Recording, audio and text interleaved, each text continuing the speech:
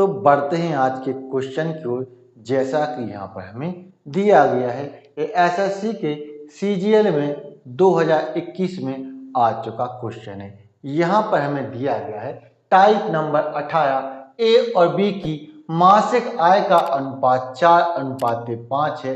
उनके मासिक व्यय का अनुपात 3:8 है। यदि ए की आय बी के व्यय के बराबर हो तो ए और बी की बचत का हमें अनुपात यहाँ पर ज्ञात करना है। तो जैसा कि यहाँ पर क्वेश्चन में हमें दिया गया है कि यहाँ पर हमारे पास दो लोग हैं, एक हमारे पास ए है, दूसरा हमारे पास बी है।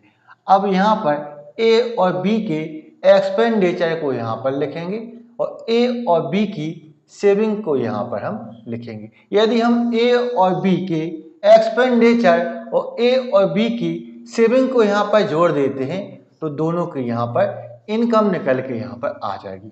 तो क्वेश्चन में यह देखो कि हमें यहाँ पर क्या दिया गया है। तो यहाँ पर हमें दिया गया है कि ए और बी की मासिक आय का अनुपात यहाँ पर 4:5 है। तो यहाँ पर ए और बी की इनकम का यहाँ पर अनुपात हमें 4:5 हमें क्वेश्चन में दिया गया है कि ए और बी की इनकम का यहाँ पर अनुपात 4:5 है।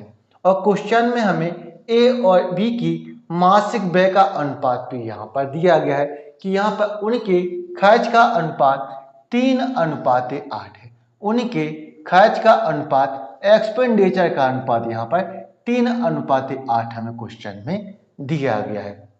अब क्वेश्चन में अगली लाइन को पढ़िएगा जो हमारे लिए यहाँ पर काफी इंपॉर्टेंट होने वाली है। यहाँ पर दिया गया है कि ए की आय बी के व्यय के बराबर है। तो क्वेश्चन में इस प्रकार बोला जा रहा है कि यहाँ पर ए की इनकम बी के खर्च के बराबर है। तो क्या आपको यहाँ पर 4:8 के बराबर यहाँ पर दिखाई दे रहा है? क्या आपको यहाँ पर 4:8 के बराबर दिखाई दे रहा है? तो आप लोग बोलेंगे कि सर यहाँ पर 4:8 के बराबर बिल्कुल भी यहाँ पर नहीं दिखाई दे रहा है।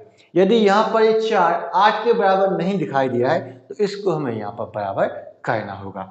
तो यहाँ पर हमें 4 को यदि 8 बनाना है तो यहाँ पर 4 से हमें किसका गुणा करना होगा? 4 से यहाँ पर हमें 2 का गुणा करना होगा। 4 से यदि हम 2 का गुणा करेंगे तो यहाँ पर अब ये 8 है और ये भी 8 यहाँ पर हो चुका है। यदि हम 2 का गुणा यहाँ पर करते हैं तो 2 का गुणा हमें यहाँ पर भी करना होगा। अब आप लोग हमें यह बताएं कि किसी भी व्यक्ति की आप सेविंग कैसे निकालते हैं, बचत आप यहाँ पर कैसे निकालते हैं।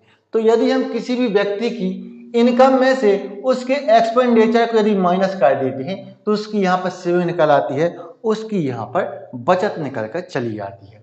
तो यहाँ पर हम यदि ए की इनकम में से ए के खर्च को यदि माइनस कर देंगे तो यहाँ पर ए की सेविंग निकल आएगी, ए का यहाँ पर बचत निकल आएगा। उसी प्रकार यदि हम बी की आय में से, बी की इनकम में से बी के एक्सपेंडिचर खर्च को यदि माइनस कर देंगे तो यहाँ पर बी की यहाँ पर सेविंग निकल आएगी। तो यहाँ पर 8 में से यदि हम 3 को माइनस कर देंगे तो यहाँ पर ए की सेविंग यहाँ पर 5 निकल के यहाँ पर आ जाएगी।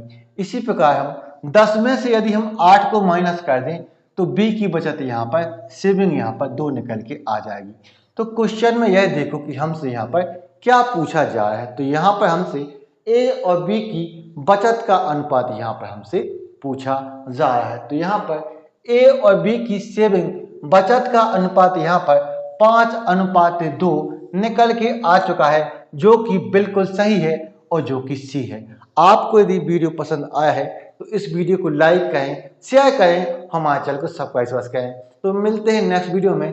Thank you for watching.